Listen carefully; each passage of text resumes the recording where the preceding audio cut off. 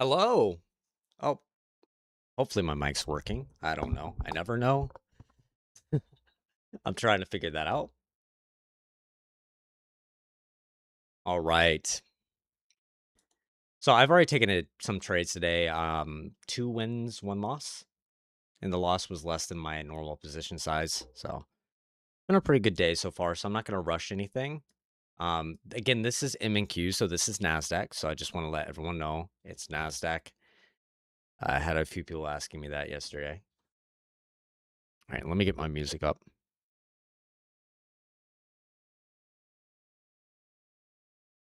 Give me 1 second.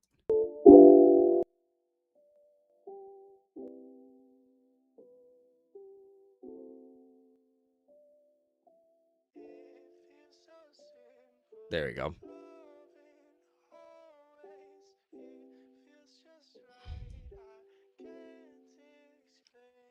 We're breaking back down again. I expect.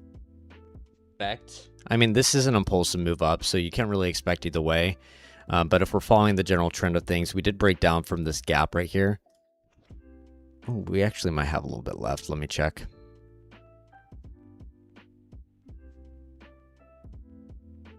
We do have a little bit more. We could move up there. There's a chance. There's a little gap left over, so there's not a chance that we're not going to grab this liquidity. So I'm going to keep that in mind right here. This could be a fake out to get all these people that are in stop losses right here.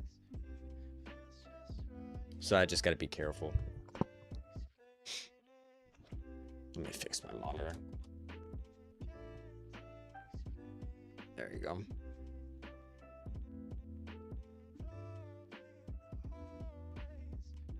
Oh God, no.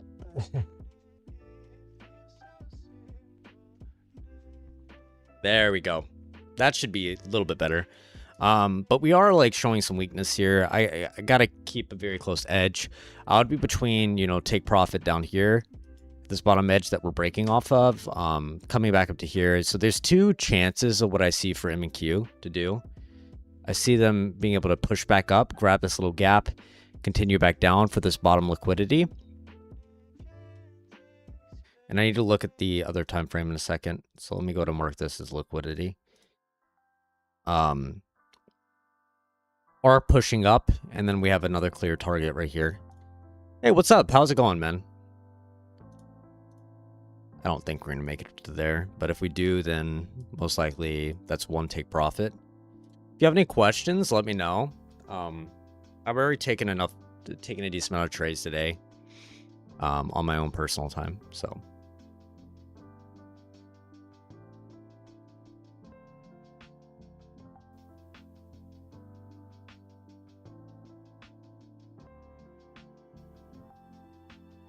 I'm from the US. East Coast.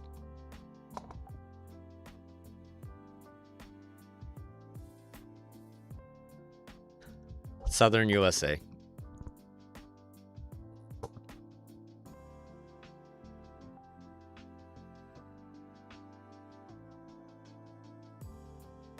Yeah, we're pulling back up here. I would be willing to take if I see my setup. South Carolina.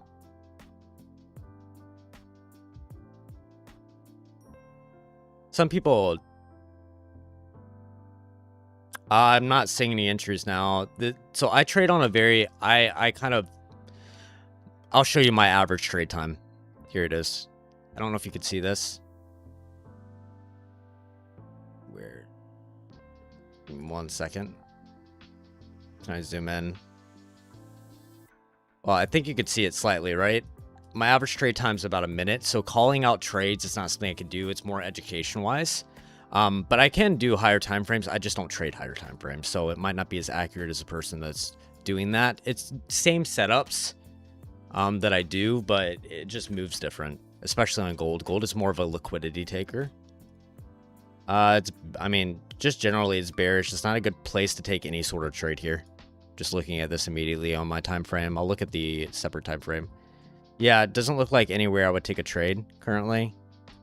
I'll show you why. Like, we're just breaking down here. The only point of where I would look to take a trade is some sort of retest and failure back within this area at some sort of discount. And what I mean by discount is just where do you think the price is going to have an impulsive move back up to? And this is my discount area, somewhere within that area up here, around the 4,350 mark is where I'd look for a retest, maybe even a little bit lower. But I also have some levels down here that you can see. My levels at 4,200 and 4,160 is where I think price can make it down to. But if you want the best trade for your buck, that I would look for some sort of retest back up to that level and a failure, especially since we just broke out of a higher time frame trend right here. No, I'm on M&Q, the ticker, NASDAQ on the top left. I do trade gold. I do. Now, let me specify that. I do trade gold, but I scalp gold. So in terms of longer time frame, I'm on the 15 minutes right now showing you guys. You know, we can go to the 1 minute right here. Same exact, it would still be the same entry, and the entry would actually be somewhere up in this area more so is what you would look for a break and fail. So I would look for something like this with confirmation. But you know, ultimately my target, if we're scrolling down, is down here.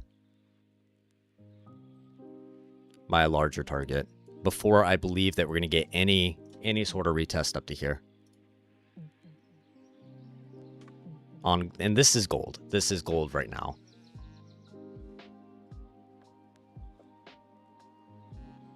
But that's kind of my gold analysis. I haven't really touched gold. NASDAQ's been going really well for me recently, so I've been sticking more so with NASDAQ. It's moving in a way that I'm able to read pretty easily. So not really touching it. I mean, this is my stats. I've only been trading on this account for 4 days. Now, with its trades, recognize that this is separate contract entries. So sometimes I'll enter with two separate contracts, 3 separate contract entries at once. So usually my trading is about 5 to 8 trades a day. And I know that sounds like a lot, but when my average time per trade is at 2 minutes, entry to exit, then, you know. But yeah, that's gold. I mean, if you're looking at it for the shorter term right here, same exact thing. The better entry on this liquidity, let me move this up. Better entry on this liquidity would have been right here at this area. You could still look for a retest here, but since it's over, you know, it moves so far down, then realistically, I would look for either a liquidity grab or just a bigger move in general back up to this space and look for a failure to the downside. That would be my gold analysis, at least for today. And I don't even know if it's going to be able to do that all day. This by itself, this move back up here, if it actually does this, that'll probably take about 2 hours by itself, minimum. Wednesday would be more so where you'd look for a pull back up here, consolidation probably. My move itself, I would just look, honestly, if you're looking for a short-term 1 minute scalp, something like this. Either grabbing this liquidity and failing, so, you know, skipping out, showing a bearish candle, closing back down here, which isn't the best entry because that always signifies a potential for a retest back down. The better entry here would be in this gray zone, anywhere in this discounted area right here, and a failure. And all that is that bearish engulfing candle, so a stronger red candle than a green candle after initial impulsive move. So this price needs to move very quickly into this, consolidate for a second, so, you know, moving sideways for a second, and then falling back down with a strong candle backing it up. Now, the only way, I don't really like that ideology, but the difference is, since this is the higher time frame trend right here, you know, this was a previous higher time frame move that we had, and this is the previous high and low of the structure, right? It could really either grab that liquidity, move down, or just break and hold this pattern. I do not do giveaways. It releases too much personal information. I'm sorry. I've had people ask me that in the past. Eventually I'll do like gift cards and stuff, but where I can just send codes of gift cards to someone privately. But right now, not really doing that. And the issue with the gift cards is you can't really do that unless you're US based, and then you have to give something in, extreme. But I mean, I know I'm advertising. The support button is for whatnot. You basically get $20 to $200 to spend on anything for signing up your first time, and then you delete the app afterwards. I don't care. I'm not actually a promotion code here. I don't know how to do that. I've known people that done top step accounts. A lot of times they do it on Discord, like giving away top step accounts. This isn't my only thing that I do for any sort of income, which it doesn't make me that much at this current moment because I'm spending a lot of money towards my doctorate program for clinical psychology. So that's my main pursuit right now. This is more of a hobby, and it's been a hobby for 6 years. Just recently has it been providing me a decent amount of income. Yeah, no problem. I like giving a good explanation just because I haven't familiarized myself with how to do any of that stuff. But yeah, let me go back to M&Q. I only have an hour today, so I got to be... Oh, well, it did break down. That stinks. I need to look at the higher time frame on M&Q. Moving this move up. I do believe this is going to hold. This would be a quick little scalp opportunity. A break below the structure right here. I mean, a hold of the structure right here. Or even grabbing that liquidity right here would work. I'm going to take this as this isn't an actual entry, just to be aware. I want to take this as an example entry. Something like this. It's not part of my strategy, so I can't really take it. Where's my 1 to 2? And the reason the stop would be a little bit lower right here is just because you want to make sure that if it does come down and grab this liquidity, which it doesn't look like it is, it's showing enough impulse, so I'll move that there for the simulated trade. Yeah, I have some streams that explain it better. If you want to go back to, there's a stream that explained it better pursuit, but I'll give you the best way. It's something that I haven't reinvented the wheel. All I do is I have a lot of different confluences, and all confluences are additional information. Kind of like if I'm writing a report, I have a statement, like a thesis statement, right? And main idea of my paper, which is the strategy that I've taken from someone else, a friend of mine, and then reinvented it for myself. So mine is called, it's an inverse gap strategy. So I have two. I'll share the one that I use most of the time. So it's the inverse gap strategy. So we can see we have this breakout gap right here, right? So we have these highs and lows. Realistically, this is our previous low, right? And I'm going to simplify this as much as possible. Previous high, previous low, right? Now, if we scroll to the higher time frame right here, we're moving down, right? Now, my expectation is if I'm looking for price to move down from here, I want to see some weakness. Now, a lot of times I base my trades based off of breakout gaps, okay? So these are where the wicks on the candles do not touch themselves, and the gap, the candle itself has to break the previous low, okay? So you can see right here, and I'll scroll in, this candle broke the low. We're in a downwards move right now, right? I mean, that's even someone that's first time trading, they can easily tell that, you know, this is a previous high up here. We broke down from here. We're moving down, right? So I'm looking, this is my higher time frame, by the way, the 5,000 tick. On the 500 tick, so my lower time frame, cool. I'm looking for a confirmation of that move, which I actually got an entry right there. So then I look for the same exact thing. I look for a breakout, and I look for a gap to form on that breakout where wicks did not retest. And you can see that gap right here in favor of the higher time frame trend. Okay, so my higher time frame trend is moving down. This is moving up, so I'm already at a discounted zone, right? I think of everything as profit versus loss. So, you know, where can I get the biggest discount? So I see price, you know, it holds it this first time because you're looking at the candle bodies. It breaks back up, and then it fails the second time. So when it fails that second time, fails to the gap, I'm going to take that entry. I'm going to put my stop loss above here, or maybe if I want to be a little bit more comfortable at this high, and I'm going to target 1 to 2. And that's all my strategy is. So I'm just playing the higher time frame against each other. This one probably won't work out as well, just because we have more room to run up here potentially. So this could come up for a second time up to here, but just in general, that would be my strategy in a nutshell. And then I have a second strategy. So my second strategy is, again, using the breakout, and then I'm using the breakout and retest. So what I mean by that is we have this same candle. Let's say we don't have this candle that formed right here, right? We don't have this kind of long, strong candle. Instead, we have a breakout that's similar to this, right? Okay, cool. So this is a previous breakout. It's not as strong as the other breakouts, right? We have an instant retest and then a failure.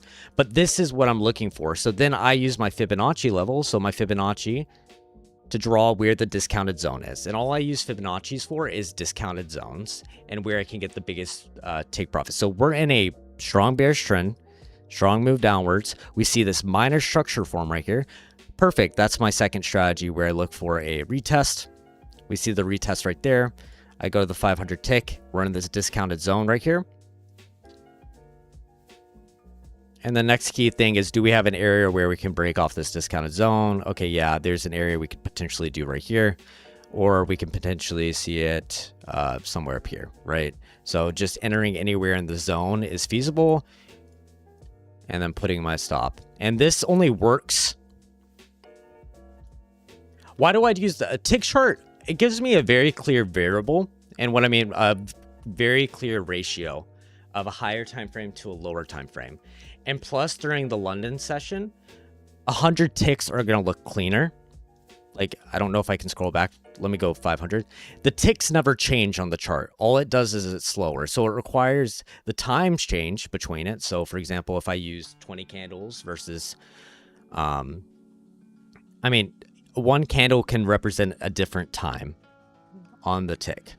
So if I go back to London session, it doesn't matter the liquidity. The candle will not close until it reaches 500 ticks. Okay. So a tick is every update. Let me see if this is London. I don't know if this is. I guess it is. It's 12 a.m. Or that's Asia, but it's still Asia. Wait, no. Am I on PM right now? Oh.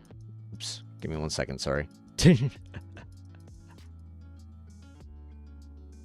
We'll just do it right here. For example, this is a London session. If you look at the separation between the ticks here, each tick... Okay, well, no. I'm trying to find the actual time for you. All right, yeah, here. Each separation is about a minute per tick right there.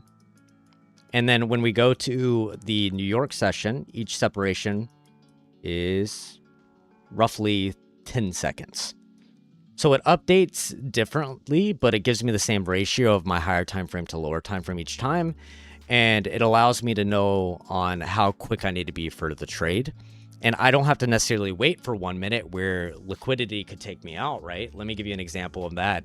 Let's say you have an update in news and liquidity is going to take you out on the 1 minute, and you have this massive gigantic candle on the 1 minute like this that takes you out of your trade.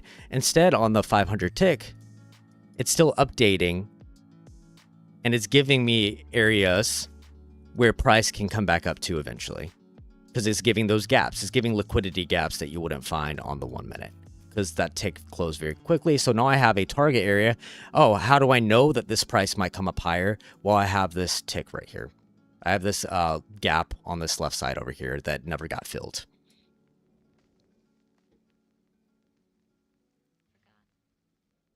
Nope, I use the same thing.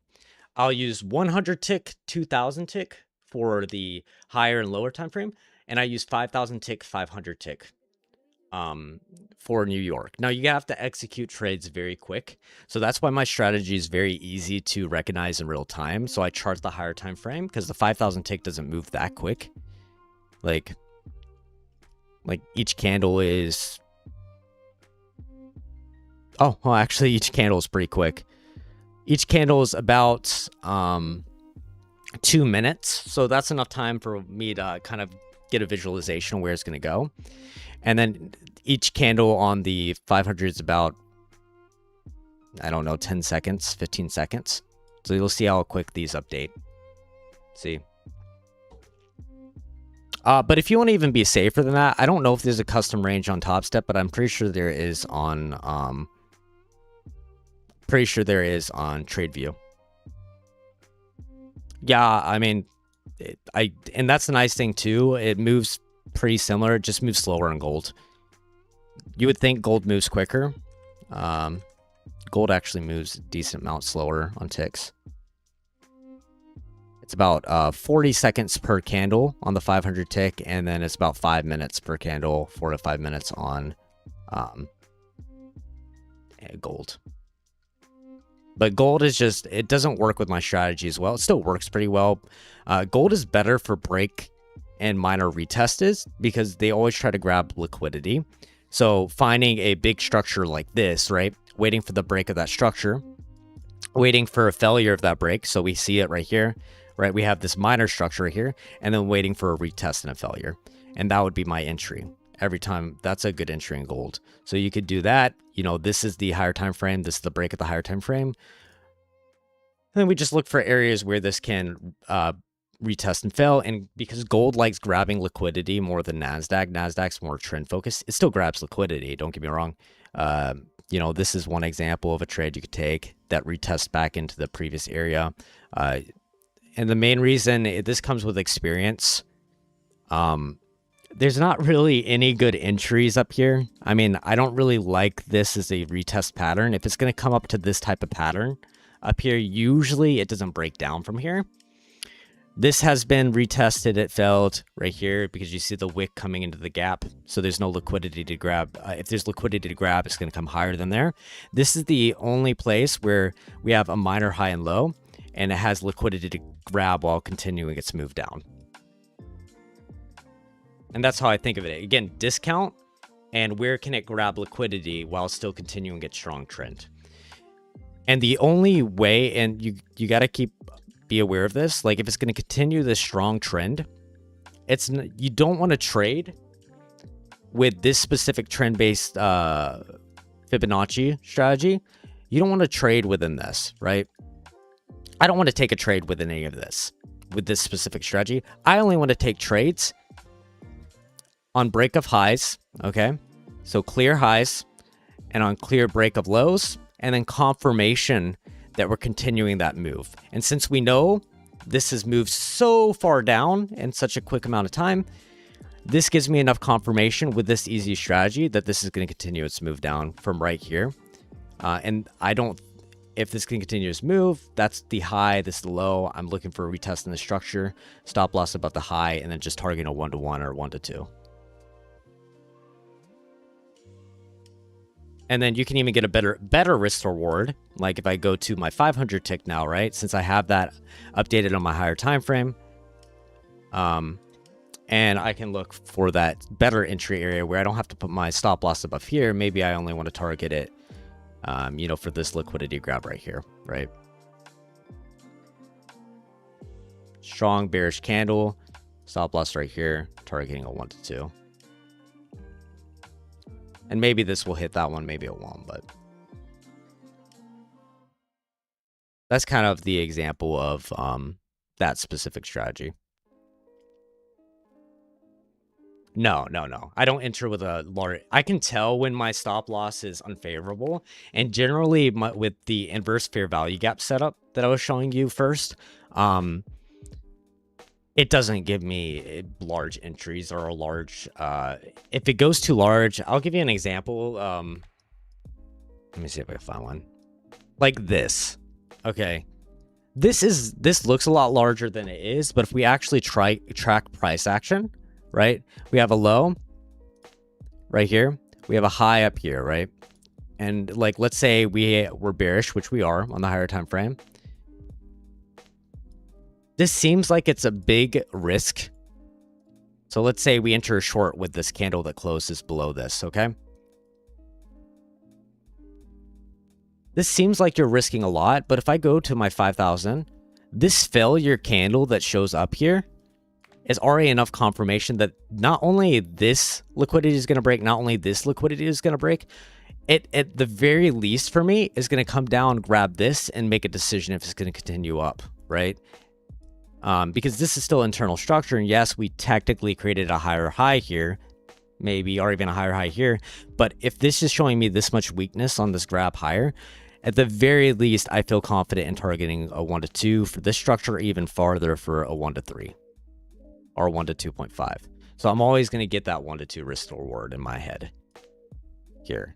This isn't a trade I took. This is a trade I took earlier. Let me see the exact time. I didn't trade that late afterwards.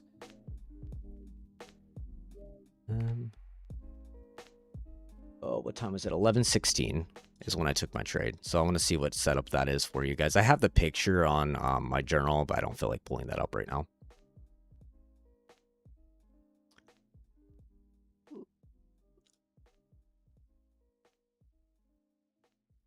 Okay, so around here.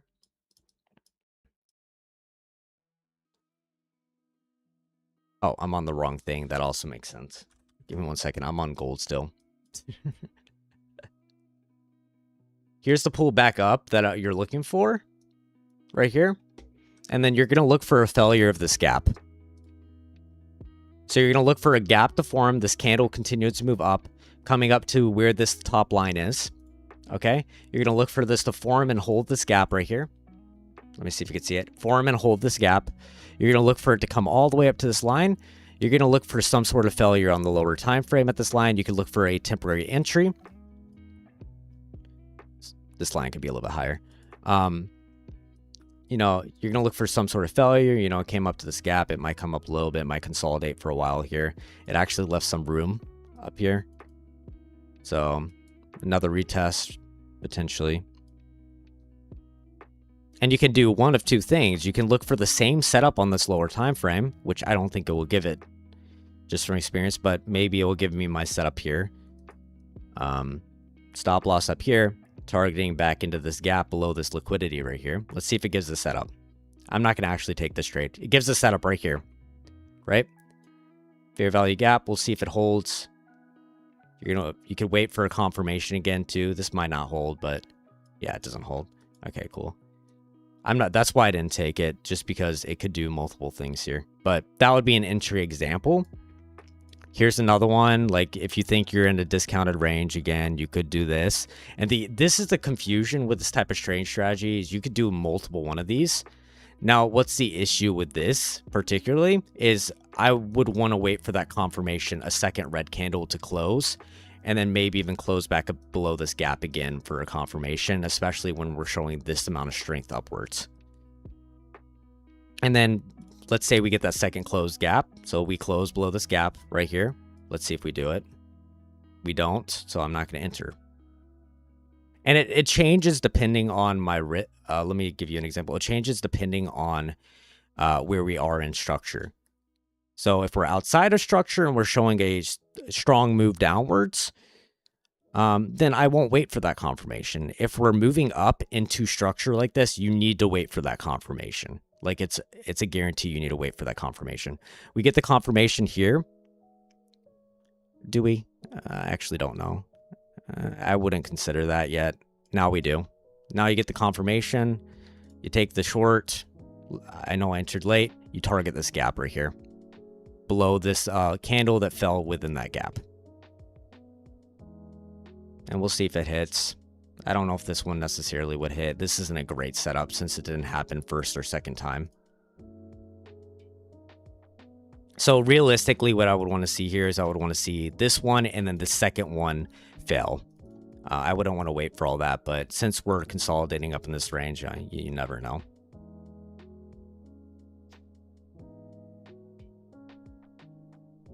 This one doesn't work. You're most likely to get stopped out. Yeah, you get stopped out here. But that's the example of it. Again, please don't copy anything, especially if I'm not taking a trade. Well, I can't necessarily. You're not missing any important data on it. The price zones don't matter. if you're trying to trade on the 1 minute, like this, like, don't copy me. This is already a setup, by the way. I mean, I'll say this, which is why I wasn't taking that trade, but this is already set up down here. Sorry, I'm just checking out something. I don't really see anything clear. We closed above that price action. We're still in a bearish trend, so I can't really take this, but it technically is a setup where I would target up to here, above, around this liquidity right there. And the reason why is on the higher time frame. Let me see if we have the gap. So we do have this gap. It closed above this gap with strength. Candle with a strong impulsive move. I would wait for a retest back in this gap somewhere around here. Back into the trend. Stop loss below here. And then you could even, if you wanted to take a lot larger move, which again, I don't. You can target up to here for a 1 to 1.5, target up to here, or target for a bigger retest. But you're counter trend trading. I don't take large targets at all. My average trade time is 2 minutes. The amount of time I'm in and out of a trade is 2 minutes.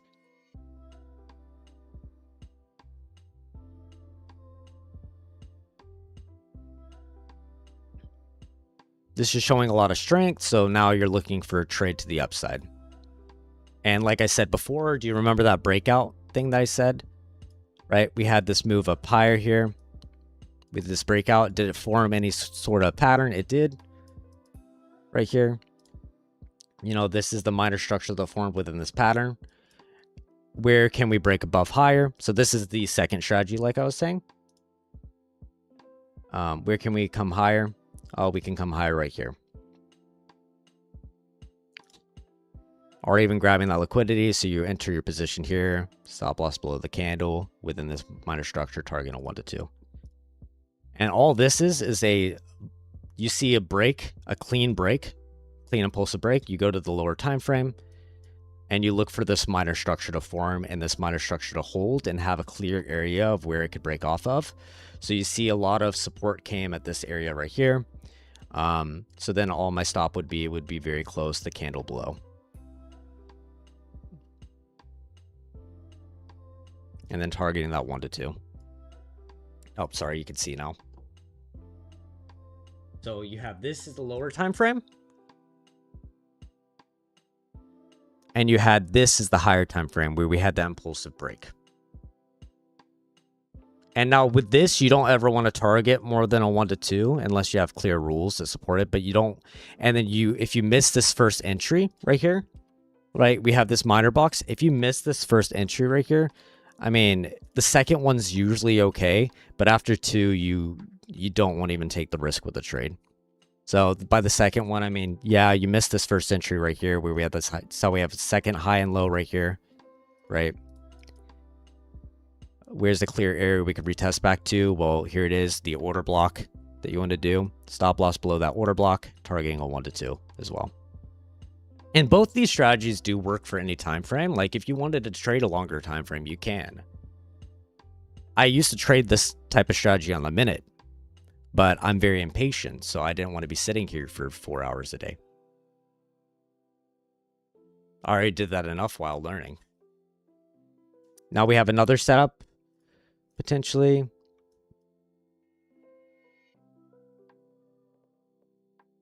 Coming back in the structure, you see a bullish engulfing. Now, this is a riskier entry, but it might work because you're in a bullish trend, but this is riskier because you already grabbed the top liquidity, and there's a chance where it can move down, so you'd want to wait for that confirmation again. So I want to wait for this closure of the candle above that gap, which we haven't gotten yet. And I'm not entering this one either. I'm looking for a very certain setup. You got it? You see the closure of the candle. You could take an entry on the retest here. And this one might work out. I'm a little bit more iffy about this one since we've already broken a higher time frame liquidity. But then you target the 1 to 2. You target the high of the trend right here. This one's just iffy. I don't like this one that much. But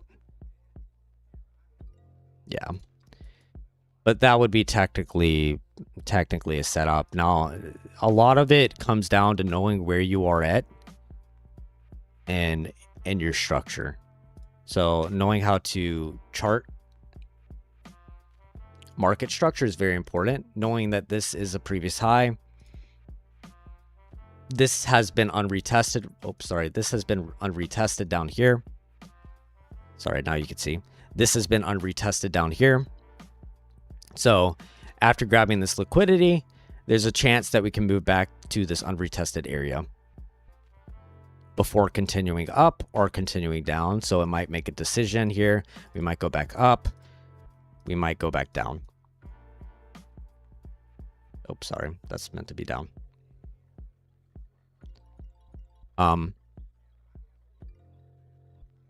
And I look at that as, I want you to think of this as a buyer and a seller. I'm a new buyer in the market, and then I'm a bank. I see price grabs this high and we're moving very strong. Let's take a buy on the breakout. Oh, cool. Well, what's happening now? Hey, how's it going, man? What's happening now? Let's take a buy in this breakout, right? Well, that's not going to work because what is price trying to do is trying to psych you out, especially since we're in this bearish move, this strong bearish move. This first move upwards here most likely will not hold without some sort of retest. And it doesn't have to go deep. Like, it doesn't have to go all the way down here like I might expect. But, you know, at least I would want to see it come to right here. So then that's kind of how I organize my trades on my lower time frame is, okay, I will mark these target areas, right? Let me make sure that you guys can see. I'll mark these target areas. Well, this is a pretty, maybe I'll put right here, 80% certainty. Okay, that's 80% certainty. And then I'll put maybe, this is more so like 90% certainty. Maybe down here is 40 to 50% certainty. And I'll organize this in my head. And then that's how you create it. It's just, it's by knowledge to some degree, yes. But you got to know is like, if I want to buy here because it's showing strength, wait for that confirmation, wait for some sort of change. And we had this change of structure here. All right. But look what happened. Buyers come in, sellers get control. We have an area where I'm 80% certain where we get a retest. Maybe we'll come down, maybe we won't come down. But we grab some sort of liquidity here. So because of that knowledge that I have here, and if we're tracking the highs and lows of this previous trend, right?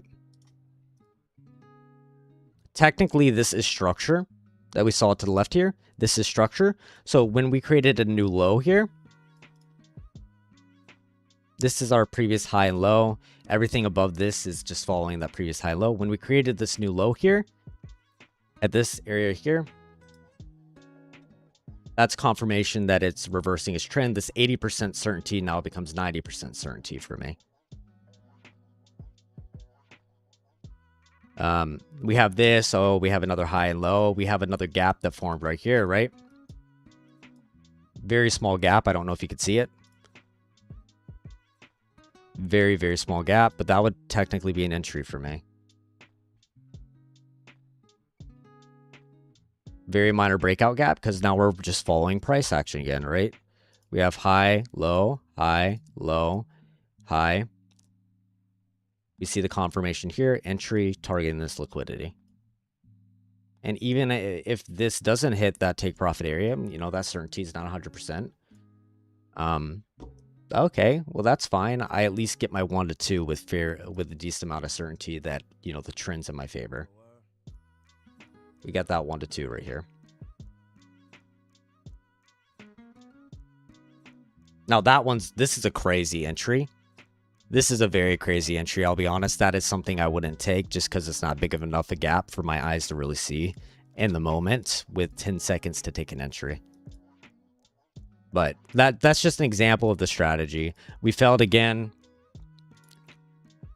You know, maybe this one's more convincing with buyers since we did come grab this liquidity. We held twice.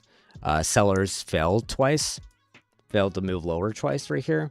So maybe this one will continue up to this 90% certainty, but again, you're consolidating here. So what do you really take? You really don't want to take anything.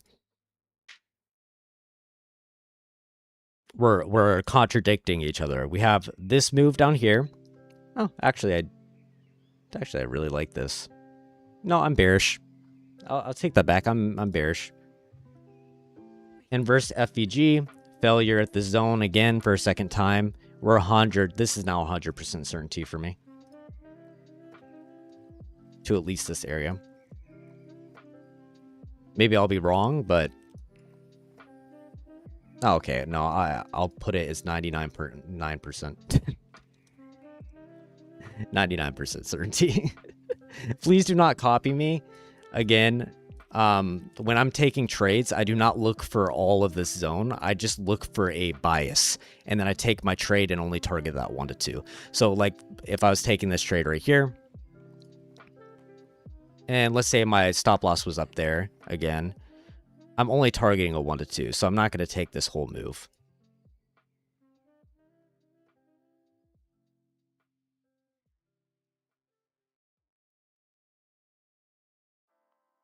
Hopefully that helps people. I mean, I know it's just consolidating right now. It's making a decision if it does want to come up to here, if it wants to come down to here. Oh, it made a decision come up here. Oh, well, I was wrong. But the difference of kind of trading is just knowing, is it enough? Do I have enough certainty in this of what it's going to do to give me a trade, and then does it give me my trade opportunity? And you can see none of the setups actually formed right here other than this one.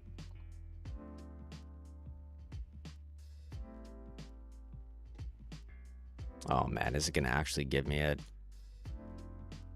Broke up, we formed the gap. Remember that other strategy I talked to you guys about?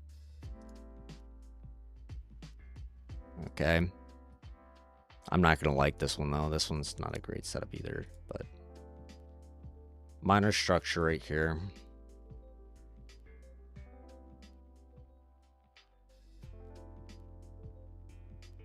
Where's my discounted zone? Discount down there. Let's look at the 500 time. We have a clear little structure right here that we could bounce off of. Yeah. This is unstable. This is giving confirmation. We're in a strong trend. You have this clear area. This isn't in the discount zone, so I wouldn't take this one. I would look more so for this. Yeah, it's not actually great. I just wouldn't take any of that, to be honest. But you're right. It's not clear enough for people to take trades. This does give me some sort of setup. There's a difference between this, and this is what I don't like.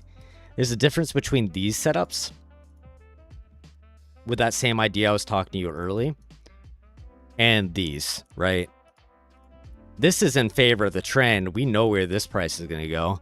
This is, you know, still up in the air. Are we going to grab liquidity here, come back down, do something like this, and then move up higher? Or are we going to come down and do this, move down lower? Or are we just going to hold this, come right here and break up? You see how many options I have right here of what I could do?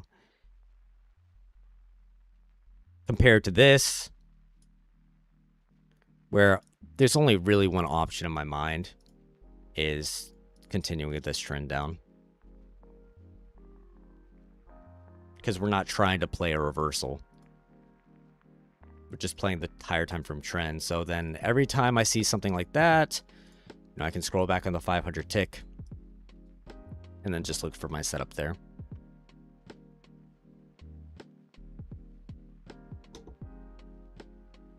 Which I think I got it at the perfect time today. I mean, we have a setup right here.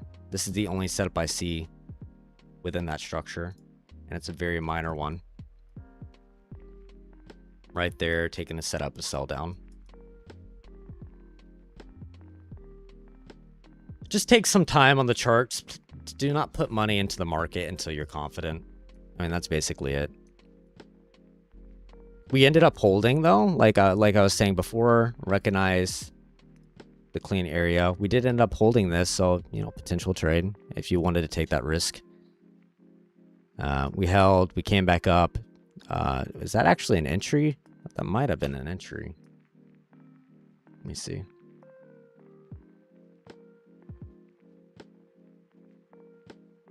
Yeah, that's an entry.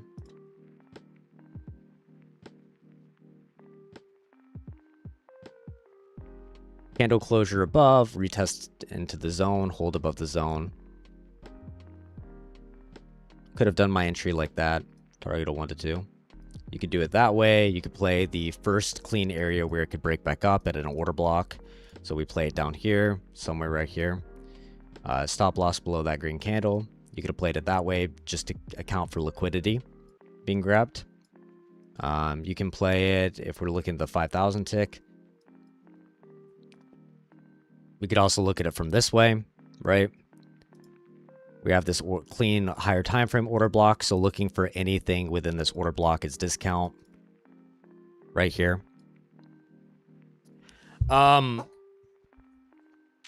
me see, short. Short, definitely go back a few minutes. I explained all three kind of iterations of my strategy. The main one is it's a inverse fair value gap. There's a lot of videos on it. All you look for, and you don't need to look for all of this. Sometimes I do. You look for where price is at discount. So we're looking at this trend, right? If I'm looking at these candles, right? What is our trend? On the higher time frame, our trend is up.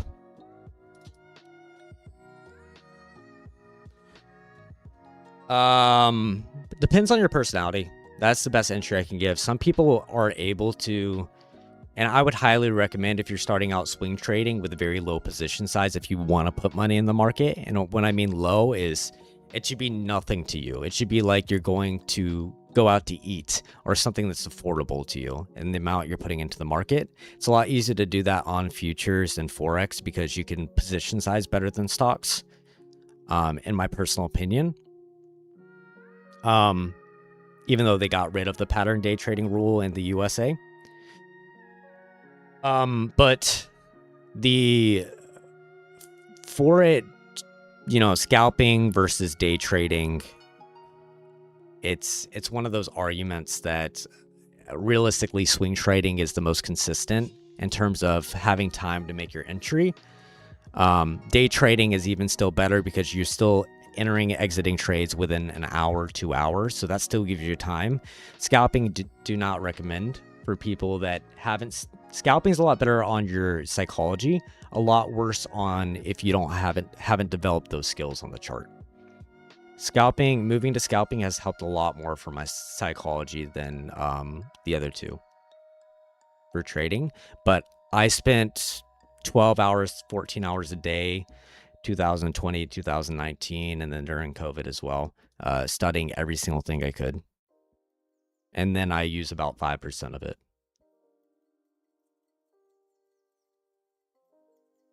But let me go back to this. We have this. We're looking for discount, right?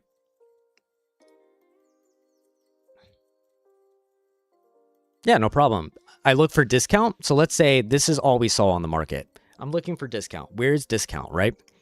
Well, discount's in this gray box, right? What does this gray box fall into? Well, this is a clear order block. Okay.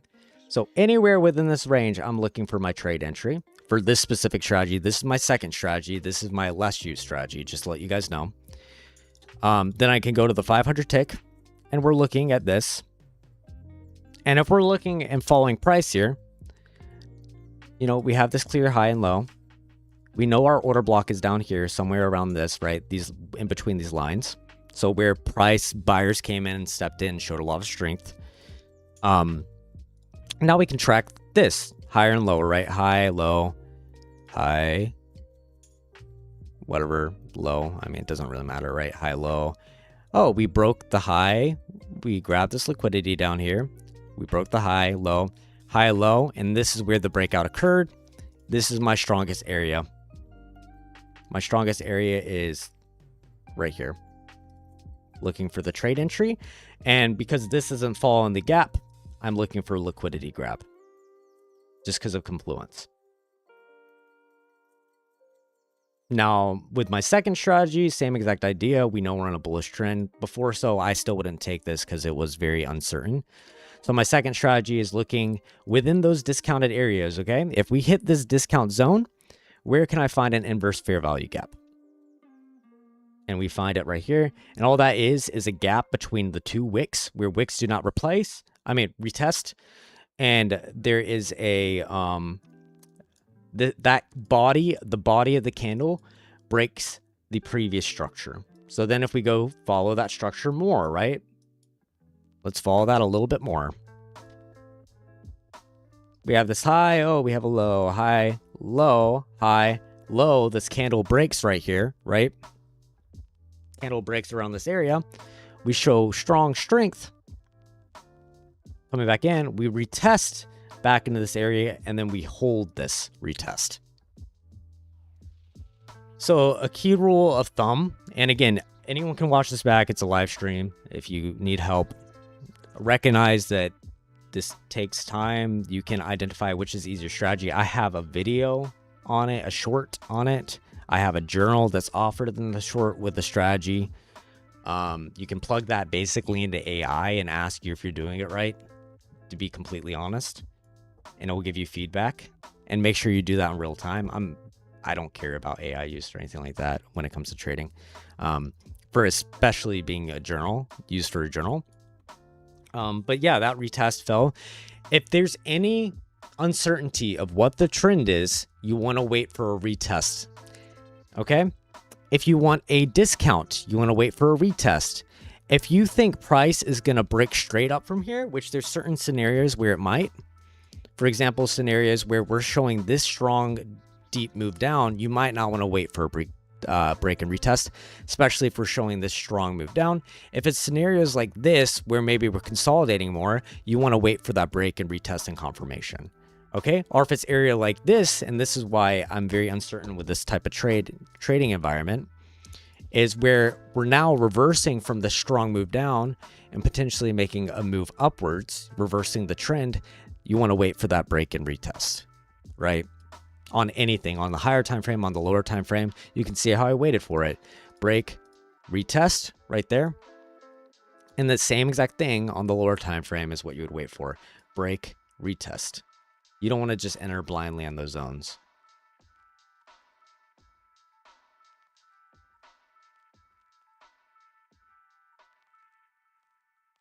Yeah, hopefully that all helps, though. I have about 10 minutes till I have to leave. I'm going to be completely honest, guys. I am still in a doctoral program for psychology, so I still have responsibilities for that I have to do. That's why my streams are typically shorter than they used to be. Which you probably won't see a lot of them because I privated a lot of streams. I don't agree with my old ideology of how I used to trade at all. This works a lot better. So delete stuff that's not beneficial to you or to other people. But no, in general, I have to go meet with someone that I'll be supervised under. So go meet with them before the next semester. I'm in classes right now, but before I have to switch over to a different internship. So I'm going to try. I'm not going to do as much explanation. If anyone wants to watch any of the explanation from earlier in the stream, you're able to. If anyone has any questions, ask it just quickly. I'm going to focus on trying to get one more trade today, just because I probably can in the next 10 minutes. I'm going to get one more trade, and then I'll end the day with whatever profit I have today. This is a funded account challenge. I'll let you guys know. This is a funded account challenge right here. 53,000 to pass this one. I don't have to pay an activation fee for this one either.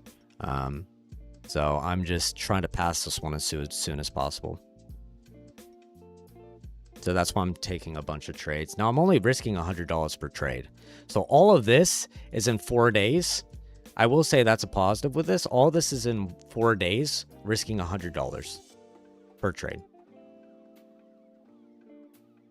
And I think I've taken 20 trades. So you could do the math, or 18 trades. You could do the math on that.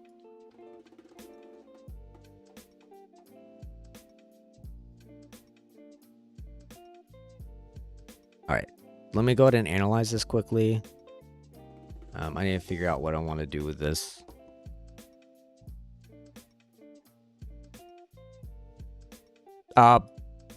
Confirmation. Usually if they're fake, for example, things like this hold, breakouts like this hold, okay? Initial breakouts where it tried to break down and it came back up. These typically hold. You can see it multiple times, like these minor breakouts that appear multiple times on the chart. This is the higher time frame. I want to let you guys know this is my higher time frame, so I would look for something similar on the lower time frame. But this is just easier, so my chart doesn't update every 2 seconds. Things like this, where we have a break, instant retest, and then we have a failure, especially using my other strategy. If you look at this is an inverse fair value gap, right? But it's against the higher time frame trend, so failing right here gives me a good idea that this is going to hold as a continuation of a structure next time. So I have a very high likelihood with confirmation that this next structure that's going to form right here is going to move down. So these kind of minor structures that appear almost on everything. You have another one right here, even though this one didn't get retested as much as you would want to see it. But you do have another structure right here that formed.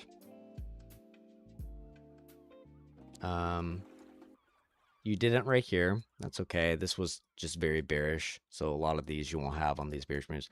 You have another structure that appears right here. Right. We have that, and we can see we're failing. With this one particularly, and it's all just about knowing, like, is buyers stepping in where they need to step in? And right here, you can see, like, if we just look at this, oh, buyers failed to step in this first time on this minor structure that's showing right here, right? Because this is a minor structure. It broke this higher time frame high, higher time frame low. Buyers failed to step in once. Buyers failed to step in twice. Buyers failed to step in a third time. Maybe on the third time, on that break, I might take an entry, right?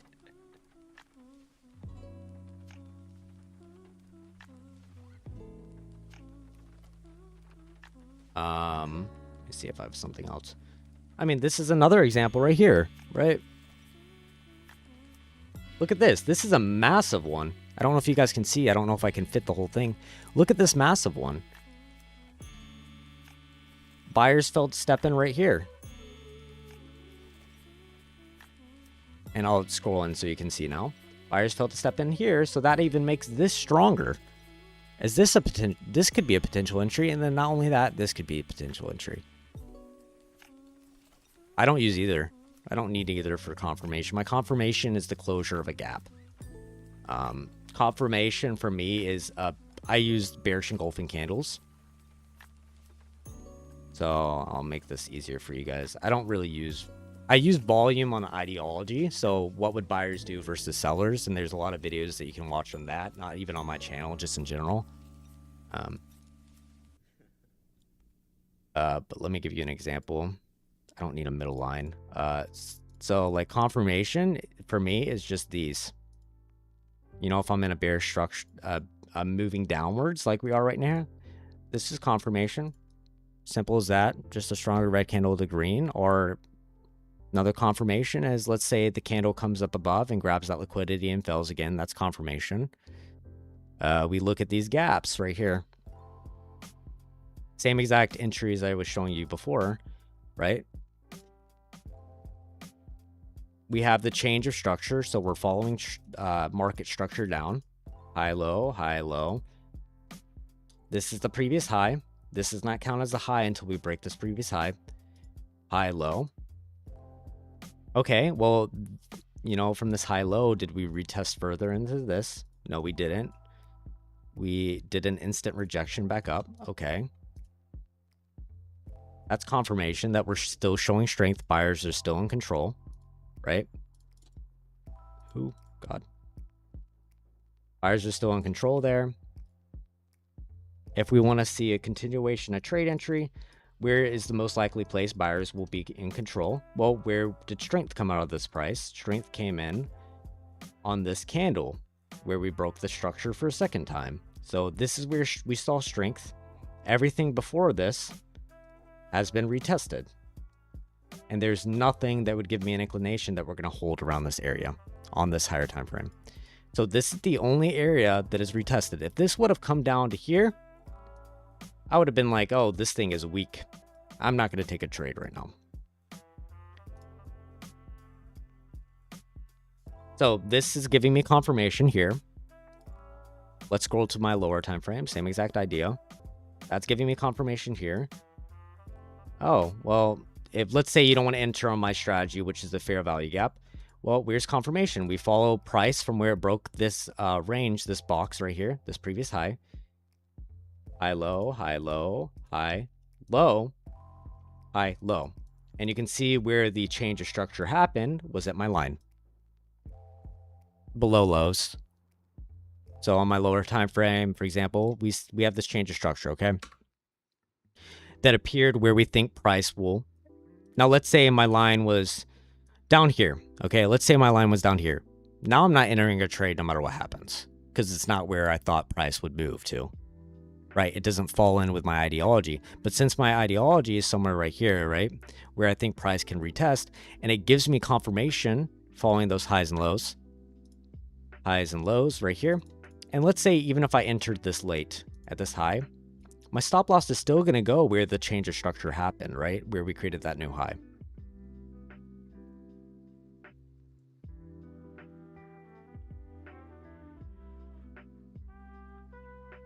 So, I mean, breaking that down very simply for people. We changed structure initially on this higher time frame right here. We failed to break lower on this move. We broke higher right here. And again, this is all somewhat hindsight because I wasn't comfortable taking this trade initially, or in general. But looking at it hindsight, it does help. You got this confirmation. You closed above here. You hold right here. I used to. I don't trade on stocks anymore. I don't like how they how it works for day trading or taxes. If you don't hold a stock for a certain amount of time, they tax you more. This can be doing it through prop firms are nice because it can be done through a for at least US. This is futures. A way you can tell if it's futures, forex, or stocks. Stocks, the full name will be there. For futures, it's going to come up in these symbols, these worded symbols right here. For forex, well, because I'm on future, for forex, you're going to see gold as this, or you're going to see other things like euro, USD. Those are forex. So those are pairing currencies. Forex is currencies, so whatever you use for money, right? Dollars versus euros. Stocks is individual companies. Futures is generally the indexes. So NASDAQ, gold, one indexes, and indexes and metals and stuff like that. Gold, silver, NASDAQ, Dow, US 30, like things like that. Yeah, it's right here. Where's my end? Here you go. S&P 500. Same exact setup almost. M&Q just moves quicker.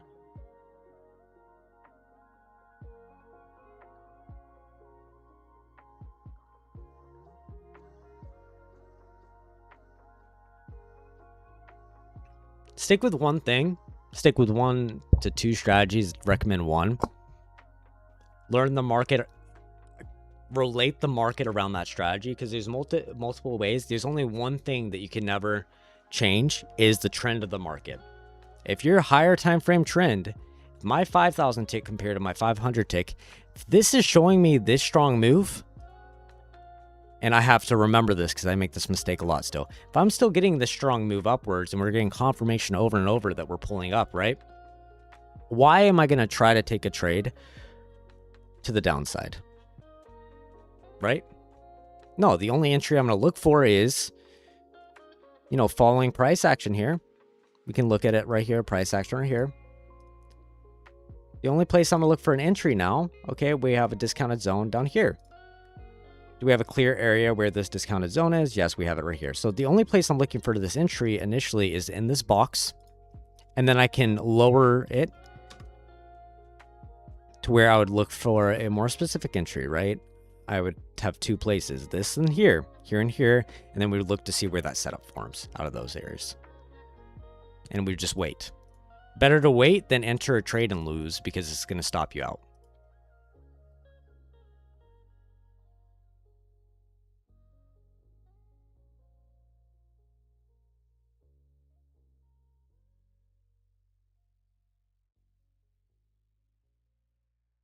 Hopefully all that helps.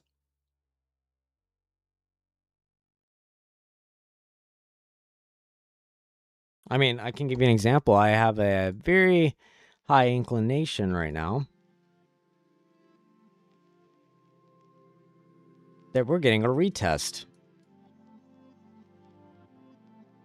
So do you remember the small structure right here? This is the previous structure that formed. This is the previous area. I can almost guarantee if we show some weakness here. Oh, and I'm not going to take this. This doesn't fit my strategy, but I can guarantee we're going to move to here. Not guarantee, but I have a bias that we're going to move to here.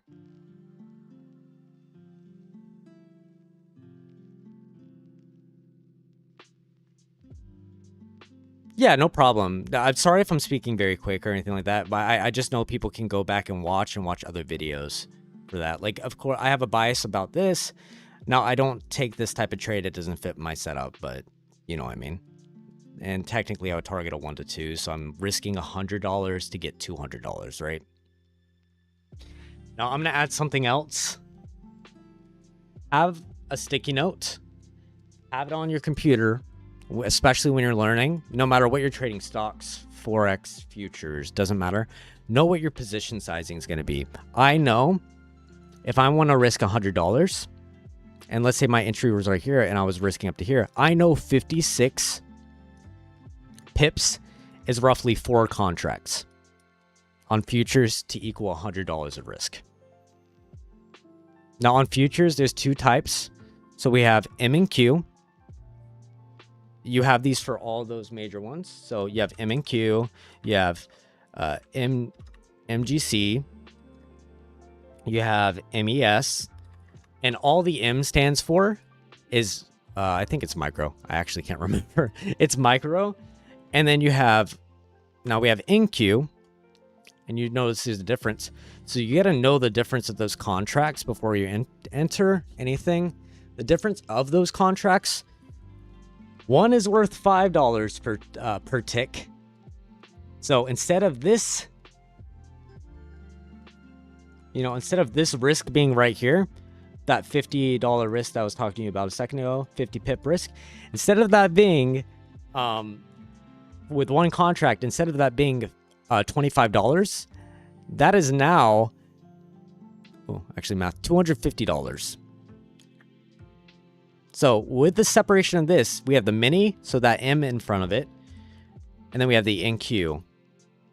The NQ is going to be, one contract is $50. I mean, one contract is $5 per one of these ticks. And you can see how small a tick is right here, right? That's 20 ticks. That's 40 ticks.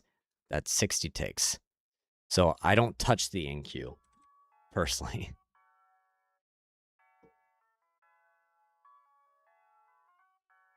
The most contracts I trade during New York session is around 5.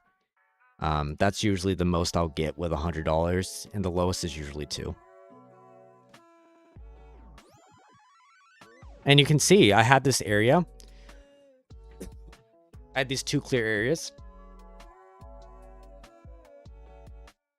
Why was this one clear area? Well, we did have a microstructure right here, right? And I know we were going to come back into somewhere in this gap, right? And then we had even a more clear structure on the 500 tick right here. We had another microstructure. So it could do A, it could hold this, or B, it could come down to here. And then I saw the change of structure right here for this practice trade, right? change of structure. Oh, we grab this low, we retest it back in, stop loss above the high, just targeting the top of that box for 1 to 2. And that's what I was showing you a second ago. Beginning trading, see if you can find a prop firm that will let you do challenges for free. You can do it on TradingView for free with practice accounts. You might need to purchase a plan to be able to trade with ticks. I think you do. There's also a free version of TradingView as well that you can trade the market with practice accounts as well using ticks. It's slower, it's more laggy. But if you had to organize something, I'll give you this, leave it, and you can replay this as multiple times. You organize your trades based off the higher time frame. The higher time frames for conceptualizing your trades. The reason I don't recommend going more than a 1 to 20 higher time frame. So for example, if you're trading on the 1 minute, I don't recommend going higher than the 15 minute for your higher time frame. If you're trading on the 5 minute, I don't recommend going higher than the hour for your time frame that you're conceptualizing your trade based off of, okay?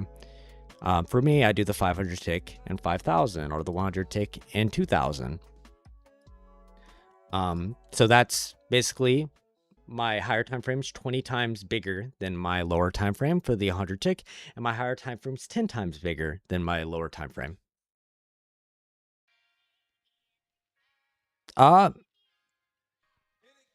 That's what my ticks are for. Like, I couldn't do the same thing to the same consistency. Actually, I could probably.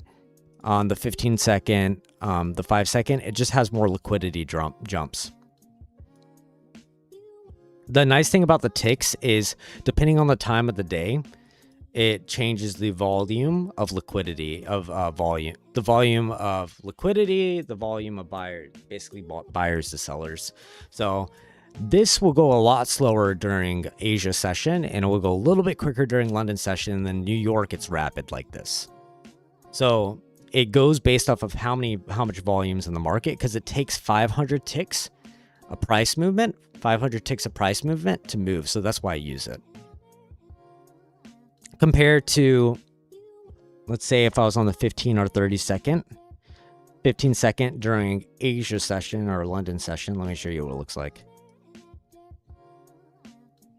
So London's okay. Asia's where it gets a little bit sloppy. It just becomes not as clean price action. This is actually pretty clean for it. Let's do 5 second. Give me 1 second.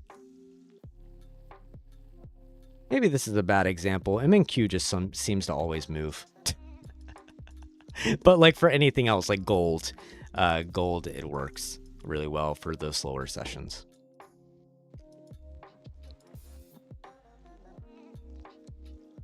Thought I was saying something. I guess I wasn't. I didn't know MNQ is that rapid right now. Okay, let me get off the 5 second. Let's go to a 500 tick. Sorry if that's making you guys nauseous.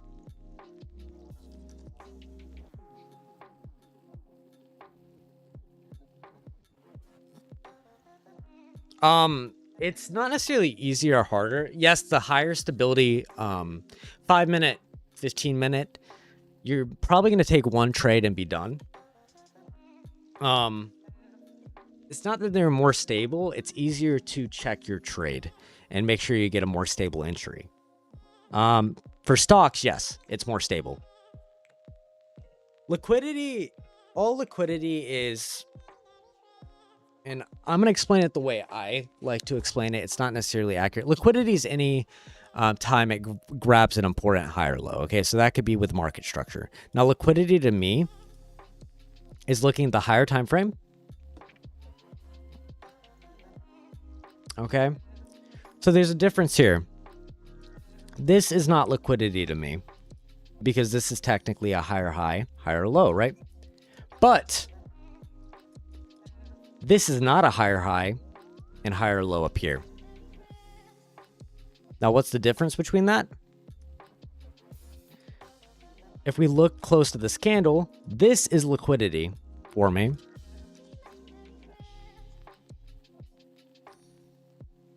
And this is a low. I don't know how to do that, so I'm just going to put this as red. Now, this isn't a strong low. Now, don't get me wrong. This is not a strong low. But liquidity is anything that's out of the norm of price action or within a previous structure. So liquidity, let's say this was our previous high and low right here. Okay, so we have a previous high and low right here. All right. Previous high, previous low. All right.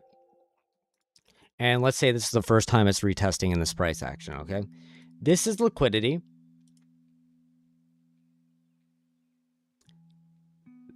This is a low. This is a low, right? I'm taking this out. This is liquidity. This is tactically a low, right? So the difference of that is liquidity is going to be in structure or liquidity is going to be unretested highs and lows. And all I mean by unretested, did you ever see price reach back into this previous area? No, we did not. We barely missed it, but we never saw price retest back into that area. So that is liquidity. That's where we could see price grab. And then you can even go lower. Okay, now we have a bunch of liquidity, right? We can see a bunch of liquidity here. And we're having a bunch of liquidity over here. Now, anything's liquidity. Let me try to explain this best way. So we have an idea that, let's say, and I'm just saying this very basically, I don't actually think this is going to hold, okay? This is just so you can organize it. Let's say we have an idea, we have a idea that price is going to hold somewhere in this range, potentially. Liquidity is unretested. Liquidity is where it's out of the norm of market structure or within a previous high and low. So, general, that's how I view liquidity versus highs and low. Basically, they're all the same thing. Liquidity is a high and low. It's grabbing some sort of place where buyers are, some sort of place where sellers are, okay? So anything here, like if you're looking at this, where would people most likely sell the market and where would people most likely buy the market, right? Well, if I'm going to buy the market, I don't know. This looks like a good place to buy roughly in this box, potentially, okay? Well, if I'm trying to stop out those buyers, I might grab this liquidity below here, right? To stop out all those people that are buying. Oh, where might sellers be in the market? Sellers might be somewhere around here, right? Well, if I'm trying to stop out those sellers, then it's going to be above them. I don't use moving averages. I don't use anything but a clean chart. I used to.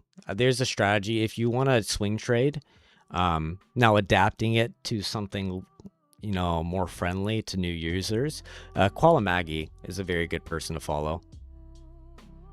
Quuill. Now, don't follow him exactly, because his strategy is very much for someone that has a larger account or that can take a lot of losses. He has like an 18% win rate, but he targets like 1 to 10, 1 to 20 risk rewards. But his general concept and ideology of how to build a good risk management model is really, really strong. And he has a lot of old streams. But like liquidity, we have liquidity right here, okay? Liquidity right here. So let's say in this internal market structure, okay? All right. We expect buyers to step in this gray box, okay? So then I'm going to look for my setup, which is following market structure. I want to see some sort of bearish liquidity taken, so downside liquidity taken. You can see it now, sorry. Downside liquidity taken with my specific setup. So we can see multiple downsides liquidity taken. Now my setup didn't form here, but let's say my setup formed, which is that fair value gap like I was talking. This is a fair value gap. Gaps where these wicks don't test each other, and you can watch videos on that as well. So let's say that sort of thing, let's say it appeared right here. And then I see price come down and close above it, okay? And it has not been tested yet. That gives me confirmation. We grabbed internal liquidity. So lower time frame liquidity. We held my higher time frame area without grabbing the liquidity that we expected. We reversed the trend, so we created a higher high, okay? Which gives me even more confirmation. And then you might take a trade like that. So all liquidity that you're looking for is liquidity is a place to look for a trade entry. Or to exit a trade, basically. So I might take that buy, and I might see that there's liquidity up here. I might take that trade, that buy from this area up to this liquidity up here if I think it's going to meet up to there, because I know that there's a lot of sellers up here, so the market might try to take out the sellers and come down. Right? The market might try to take out those sellers, do that small retest, that minor structure, and then push further. Okay, we have those as an ideology. But let's say I don't know if I want to make that risk to reward. I don't know if I want to risk $100 to get like $900 and have a lower win rate, because you will have a lower win rate. Okay, if that's the case, I could just target a 1 to 2. I could target a 1 to 3. If that's my strategy, I could target a 1 to 4, which is risking $100 to get $400.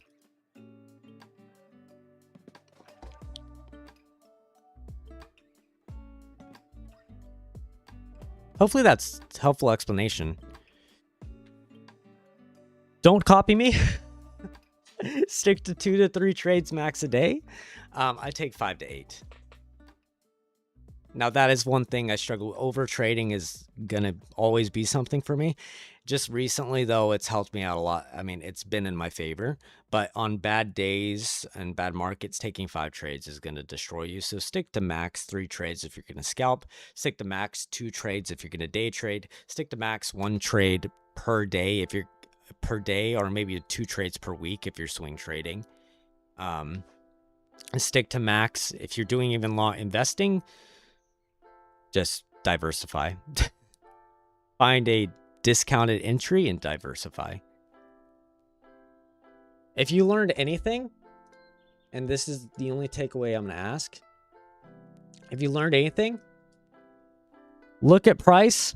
If you can't identify a clear trend, stay out of the market. If you can identify a clear trend, your next step is to identify the market structure within that clear trend. We have a clear trend moving higher. What is our market structure? Our market structure is we have now these highs and lows that's forming within it. Okay? Okay, cool. So now we have that market structure that's forming within it. All right. Now we identified that market structure right here. This is our previous high and low. Now we know what our discounted zone is. Then we can scroll in even further. Within this discounted zone, where is the highest likelihood price would break up? So then we can scroll to the 500. And we can look for any area that has not been retested. So this has all been retested, right? This pulled back into this previous trend. But you never saw a candle retest this previous trend. Because why? This pushed from this area down here. This is where buyers pushed above the previous high. So then I'm looking. We can even make this area smaller, right? Now the area of where we believe price is going to push up higher is somewhere within this zone. And then I'm just looking at, I can even scroll in lower here, right? If I really wanted to, you don't really need to. Well, then I can scroll in lower. Well, now we're marking price action from here, right? Highs and lows. Now I'm lower.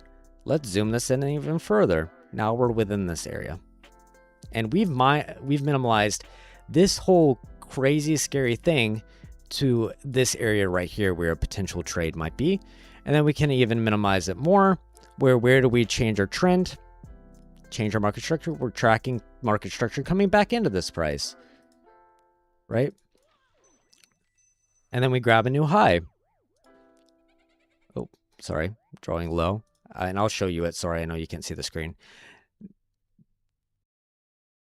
And then you come into a new high right here, right? So we grab this new high. All right, we confirm the change of structure within our box that we drew. Oh, okay, cool. From that structure, stop loss below where we confirm that structure. Let's say you wanted to go for the craziest risk to reward ever. Cool, let's target up to that high, I guess. It's not actually that crazy. It's about a 1 to 4. But for me, I like to have a high win rate. It helps with psychology. So anywhere to a 1 to 2 to 1 to 2.5, risking $100 or however much you want to risk. $50 to get $100. $50 to get $125 if we're doing a 2.5. Or $100 to get $250 if we're doing a 2.5, right?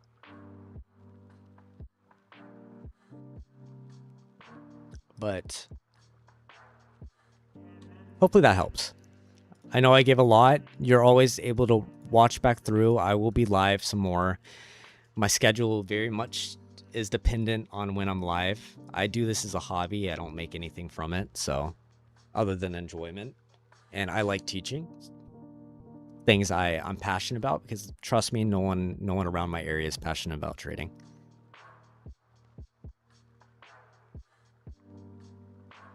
And there's a lot of fake people.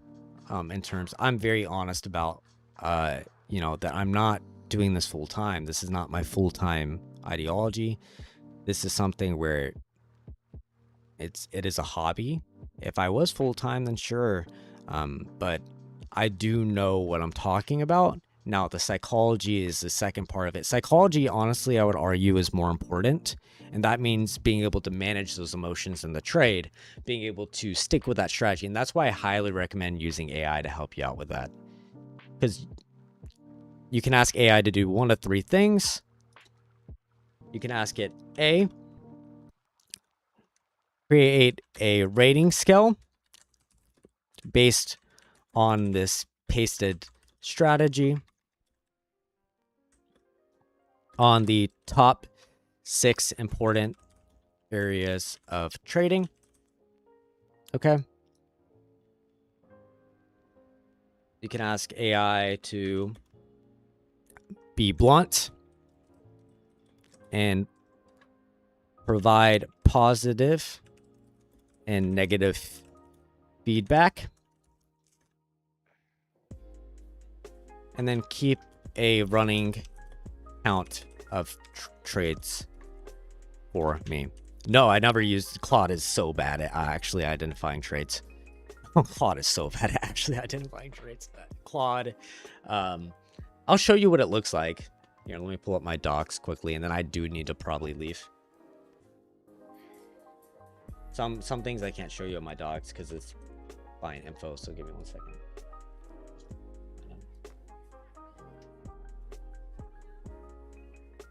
This is what updates for me every day. So for the past 3 days, can't see. Let me switch to casual.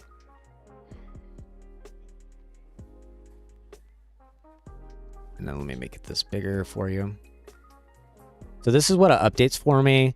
This is the rating scale I had it capture on for me. Anything above a 5 is a profitable trader.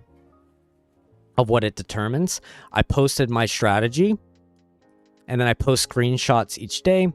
These are the categories that it tracks for me.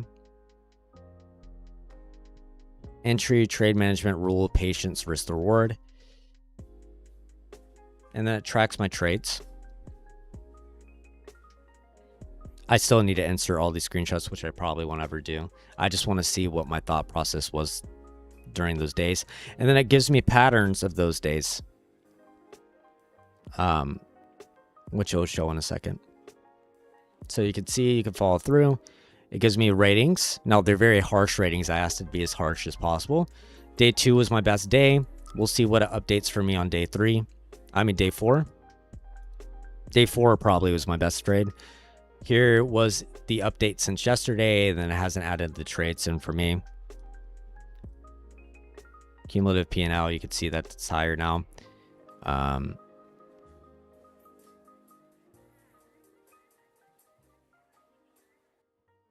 And that tells the trades 1, 3 to 5, and 8 trades. So it shows my issue, over trading, moving my TP, sizing errors. And I'll show you what it looks like on Claude as well, I guess, quickly. And then, oh crap. Hopefully there's not any client. I don't try to keep it on that, but hopefully there's not any client information there. So I'm gonna have to delete the stream.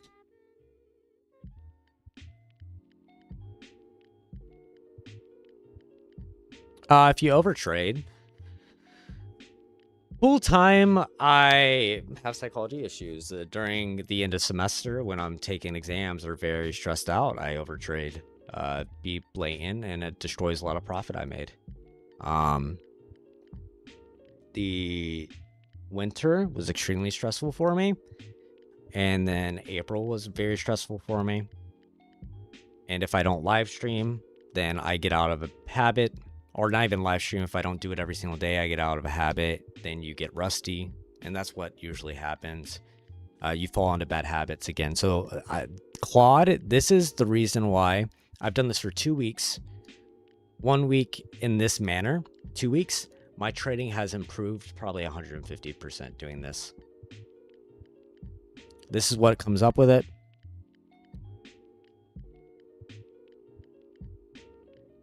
I'll show you the screenshots. This is what I post.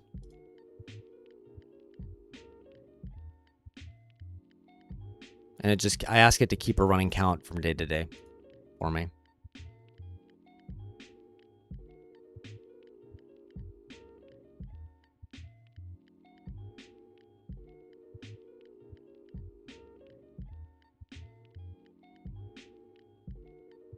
Say I finished through day 3, it updates the document for me. And these are all trades. This was a trade I took. Keeps the running average of it. Tells me these. Set a hard trade limit. Define your session. Do not touch your TP once it's set. Gives me rules for each day. Based off of what I initially posted. This is what I initially posted. Oh, if it...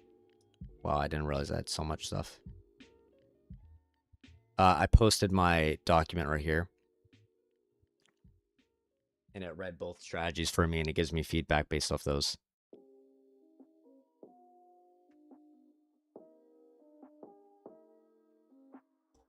But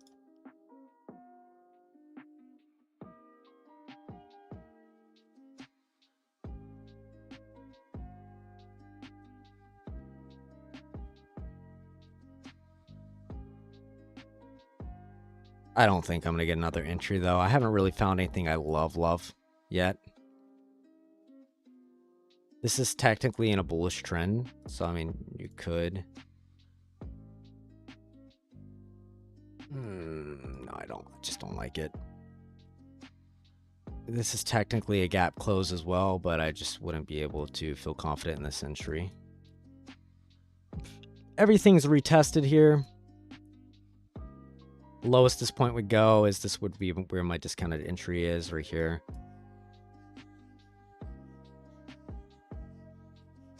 But we've already moved so far up that I'm not really confident that this thing's going to hold. We do have liquidity that formed right here. We grabbed the liquidity with the gap. We failed to close above the gap. So this isn't enough confirmation for me that this trade's going to move higher here. Failed to close above the gap. Probably going to fail this area. Not only that, probably going to grab this liquidity down here.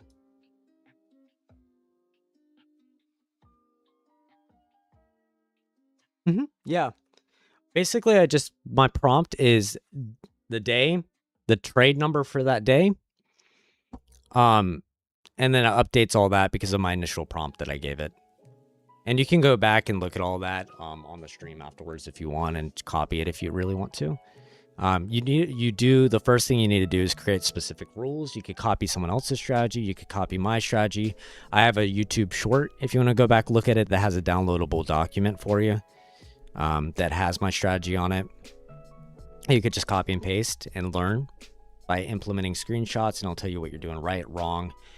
You post a higher time frame, so you post whatever your higher time frame is. Okay, you draw your little chart. If it sounds like it's doing something incorrect, then you have to be able to correct the AI. But you do that. You put your ideology, put a little text saying why you entered that trade, something right there. Okay. Then you copy that screenshot, you post it in, you go to your lower time frame following of when you took that trade, and the same exact thing. Same exact thing. You write it out, you mark your chart, and then you post those in, and you put the trade number. It takes about 3 to 5 minutes. Then I'll update it. This thing held this position, it's going to move up.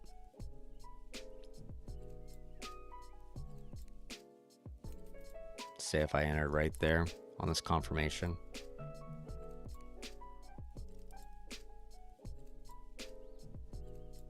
Like I said, the lowest this thing would go is right here. I don't think it would go that high, so you might even want to keep this closer. It's right here. If you took that entry. But I do need to go. Oh god, I didn't realize what time it is.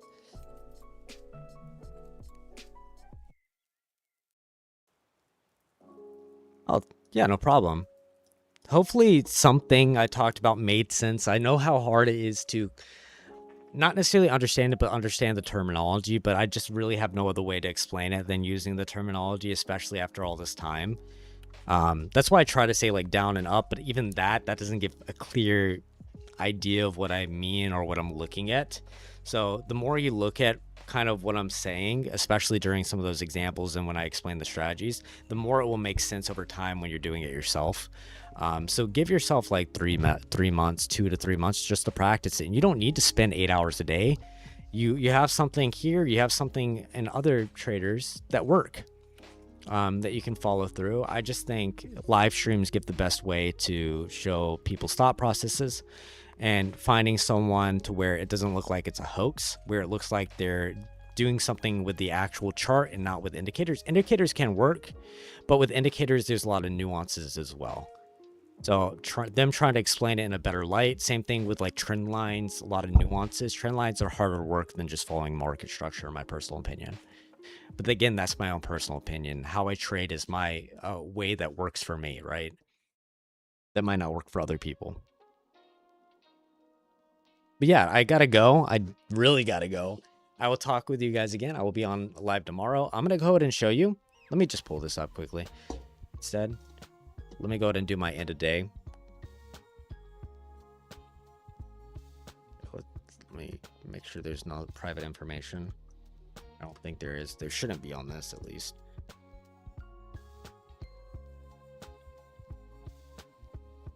Okay. So, for example, I'm going to write my end of day. Day 4 has ended.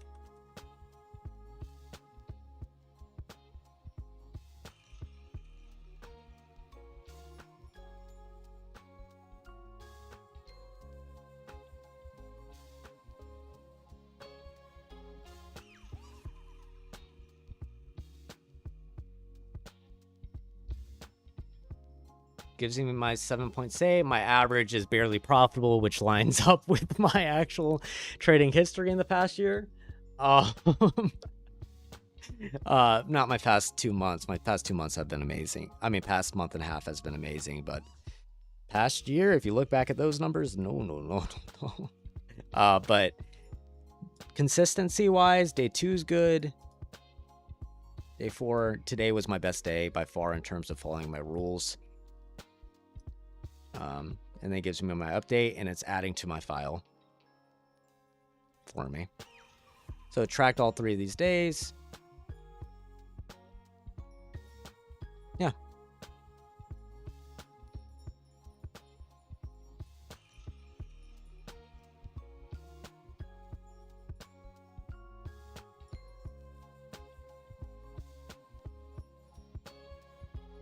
All right. You guys have a great day.